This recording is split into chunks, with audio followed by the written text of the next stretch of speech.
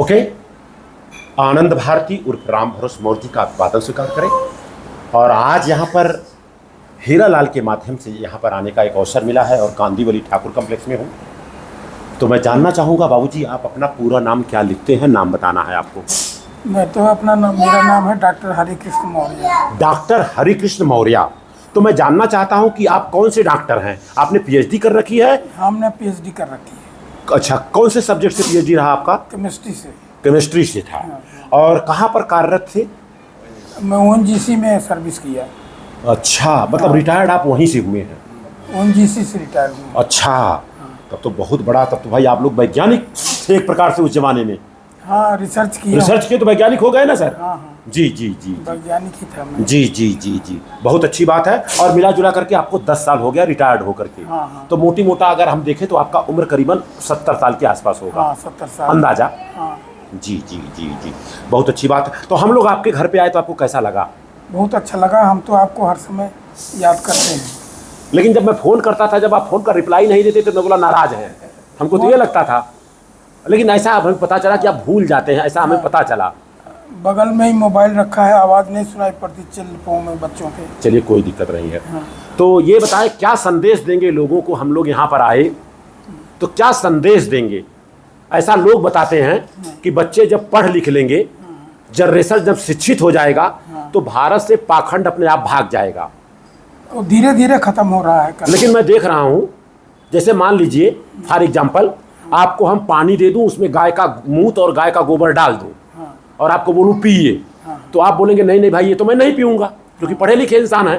तो मैं बोलूँगा आधा इसको खाली कर देता हूँ, आधा साफ पानी डाल देता हूँ, तब पिएंगे? तब भी नहीं पिएंगे। जब हम जान गए कि ये गोबर है तो हमें एक बैग हटाना होगा। पढ़ा लिखा का मतलब ये है। हम एक दिन टीवी चालू किया, एक उसमें आया महाराज, वो बताया अगर लड़का आपका 1 साल नहीं पढ़ा तो टेंशन नहीं लेने का। तो मैं बोला आगे क्या बोलता है? तो बोला वो भेल पत्र लेने का ऐसा, और उस पर जो है कि शहद लगा करके शिवलिंग पे चिटका देने का, और लड़का जाके इम्तिहान देगा तो पास हो जाएगा। तो आप आज भी वैज्ञानिक रहे हैं, तो क्या ऐसे बच्चा पास हो सकता है? मेरे ख्याल से तो नहीं पास हो सकता। बिना पढ़े लिखे शिवलिंग पर भेल लगा, पत्ती लगा दे तो पास हो जाएगा? वो तो सरकार ने सबका सिलेबस बना रखा है जी।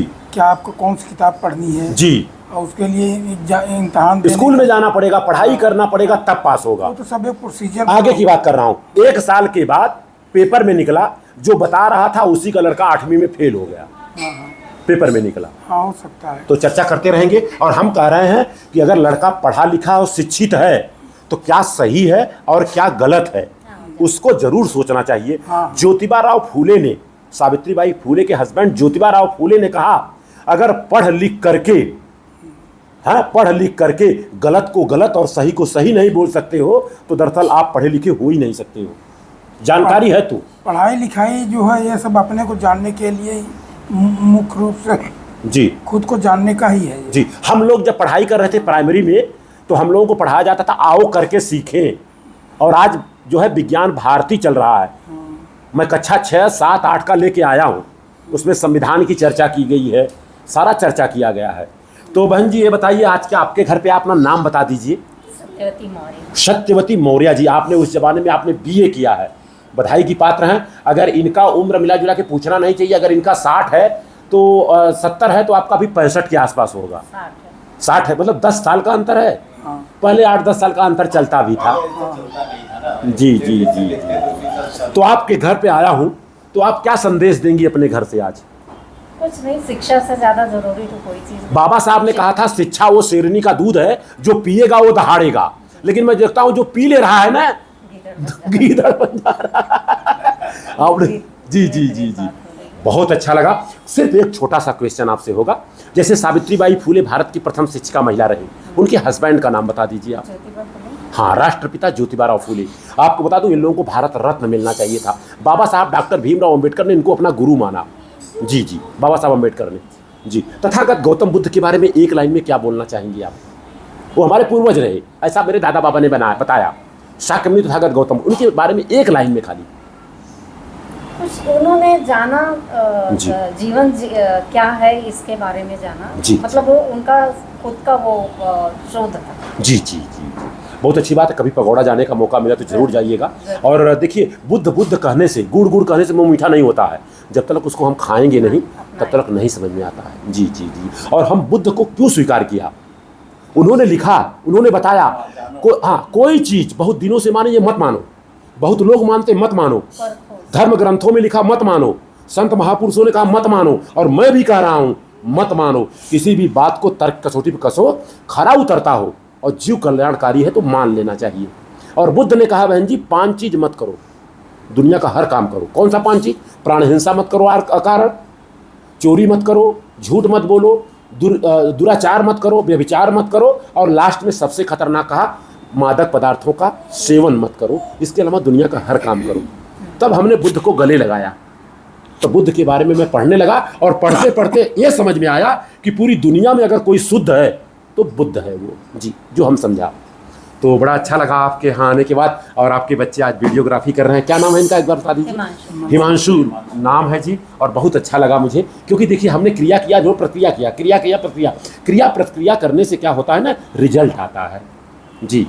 अच्छा, एक लाइन में इनके बारे में क्या बताएंगी? बल्ब का आविष्कार किसने किया? एडिसन ने किया। उनके बारे में एक लाइन में क्या बताएंगी आप? रोशनी दी उन्होंने दुनिया को जी। उनके बारे में थोड़ा सा मैं इसलिए बता दे रहा हूँ क्योंकि वीडियो बन रहा है। हमारे आपके बातचीत करने से हजारों लोग इस चीज़ को समझेंगे तो सुन लेंगे।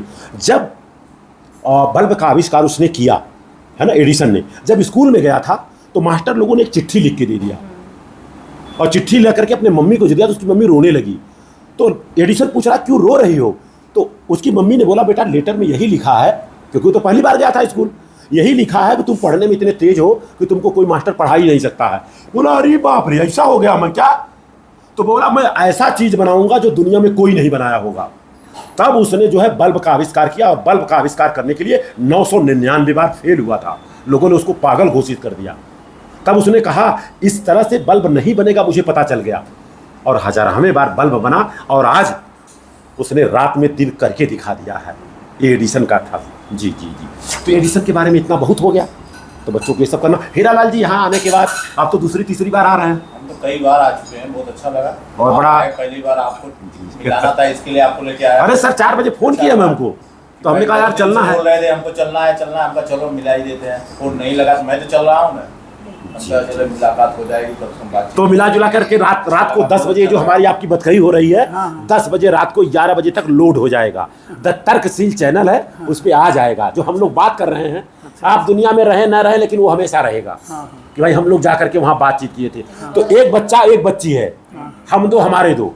बच्चे की शादी हो गई, बच्ची बाकी है। तो बच्ची कहाँ है?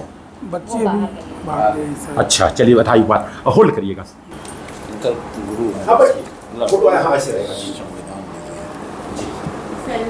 सीधा रख लीजिए।